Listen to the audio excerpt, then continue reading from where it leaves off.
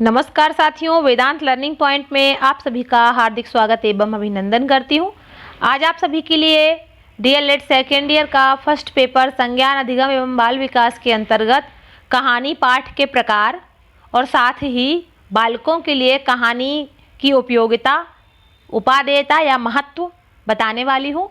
ये क्वेश्चन बहुत ही ज़्यादा इम्पॉर्टेंट रहेगा, तो इसे लास्ट तक ज़रूर देखिए। और अगर आप चैनल पे नए हैं तो प्लीज़ सब्सक्राइब कर लीजिए, क्योंकि यहाँ पे मैं आपको फ्री ऑफ कॉस्ट अच्छे से अच्छे नोट्स देने की कोशिश करती हूँ। आइए शुरू करते हैं।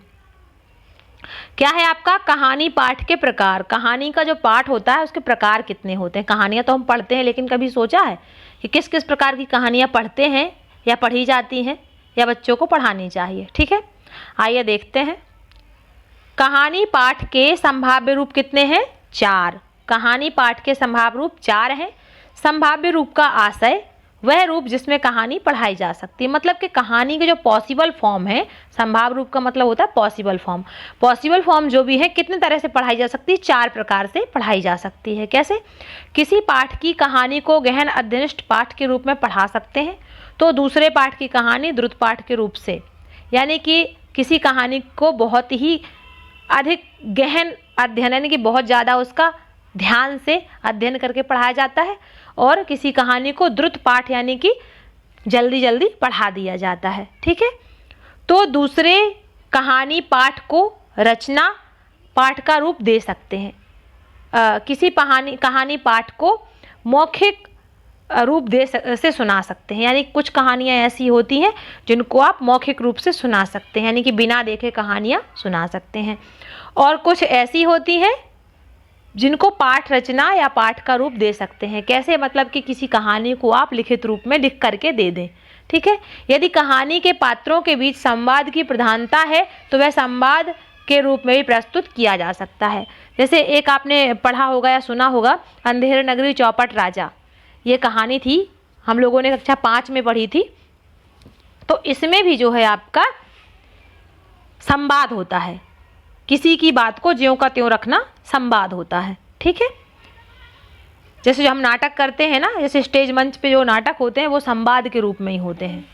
ठीक है, इस प्रकार कहानी पाठ के संभाव्य रूप जो है अग्रलिखित हैं। कौन कौन से हैं देखते हैं। पहला है आपका गहन अध्ययनिष्ठ कहानी पाठ। मैंने बताया ना आपको, बहुत ही ध्यान से, बहुत ही गहराई से किसी चीज़ को पढ़ाया जाए, मतलब बहुत ध्यान दे दे के पढ़ें, तो वो गहन अध्ययन कहलाता है। द्रुत पाठ होता है जिसको नॉर्मली पढ़ाते चले जाइए, ज़्यादा कुछ समझाने की ज़रूरत नहीं पड़ती, वो आपका द्रुत पाठ हो गया। मौखिक पाठ ऐसा होता है कि आपने कहानी पढ़ी और उसे अपने शब्दों में सुना दी। रचना पाठ होता है किसी कहानी को आपने लिख करके दे दिया। संवाद पाठ होता है जैसे कि कहीं भी आप किसी नाटक या मंच पर हैं, आप संवाद, कोई कुछ कह रहा है, आप कुछ कह रहे हैं, संवाद कर रहे हैं। जैसे होता नहीं है स्टेज वगैरह पे रामलीला देखने या कृष्ण लीला देखने जाते हैं तो वहाँ संवाद होते हैं, राम भरत मिलन का संवाद होता है ना। निम्न प्राथमिक कक्षाओं में कहानी शिक्षण का रूप मौखिक ही अधिक होता है, अतः कहानियाँ कक्षा में सुनाकर ही पढ़ाई जाती हैं। मौखिक रूप से ही मोस्टली कहानियाँ अगर सुनाई जाए तो क्या होता है, बच्चे अधिक ध्यान से सुनते हैं और उनको अच्छी शिक्षा मिलती है। देखिए, कुछ कहानियाँ संवाद पाठ के रूप में पढ़ाई जा सकती हैं, लेकिन उनमें संवादों की अधिकता नहीं होनी चाहिए। ज़्यादातर कहानी रोचक होनी चाहिए, जो बच्चों को अच्छी लगे, और शिक्षक जो हो वो बहुत ही रोचकता से कहानी को पढ़ाए।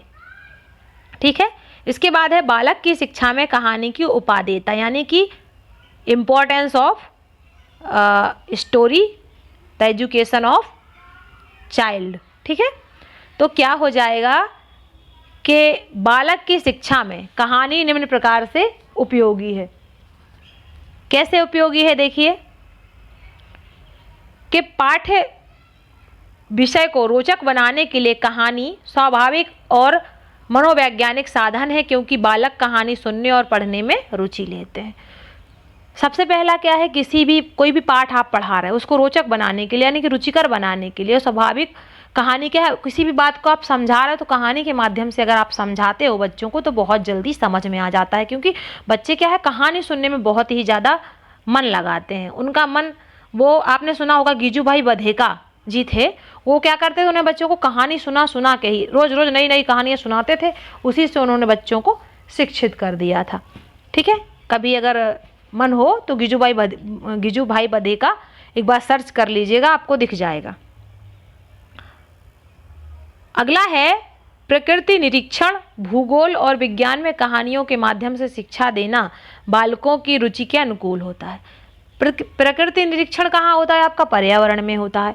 भूगोल और विज्ञान, इनकी भी आप शिक्षा अगर कहानी के रूप में बच्चों को सुना के देते हैं तो बच्चे जल्दी चीज़ को ग्रहण कर पाएंगे और अच्छे से उनका विकास हो पाएगा, वो बहुत अच्छी जल्दी बातों को सीख जाएंगे। ठीक है, अगला क्या है? कहानी मनोरंजन तथा आदर्श स्थापना का प्रमुख साधन।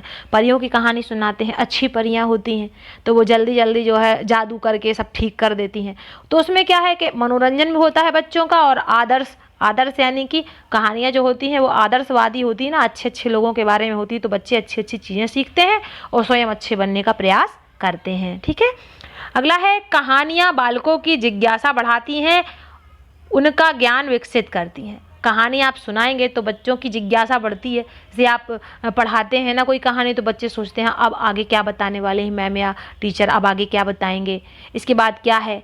फिर वो सोचते हैं, कहानी जब सुनते हैं तो उनके मन में तमाम तरह के विचार आते हैं, तमाम तरह के प्रश्न आते हैं, तो वो पूछते हैं या खुद अपने माता पिता से पूछते हैं, दोस्तों से या परिवार में किसी से पूछते हैं, घर जाके या शिक्षक से पूछते हैं कि आज ये कहानी सुनाई गई, इसमें ये ऐसे है तो ये कैसे होगा, वो कैसे होगा। तमाम बातें उनके माइंड में घूमती हैं। जब तमाम बातें उनके माइंड में घूमती हैं तो वो उनका जो है प्रश्न करते हैं, फिर उनका ज्ञान उनको मिलता है।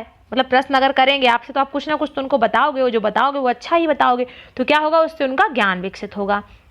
ठीक है, तो इस तरह से आपने जो है क्या क्या सीखा कि बालक की शिक्षा में कहानी का महत्व क्या होता है, और साथ ही साथ आपने देखा कहानी पाठ के प्रकार कितने होते हैं। अगर पोस्ट आपको जरा सी भी अच्छी लगी हो तो इसे लाइक करिए और शेयर कर दीजिए ताकि दूसरों को भी इसका लाभ मिल सके। आप सभी का धन्यवाद, आप सभी का दिन शुभ हो।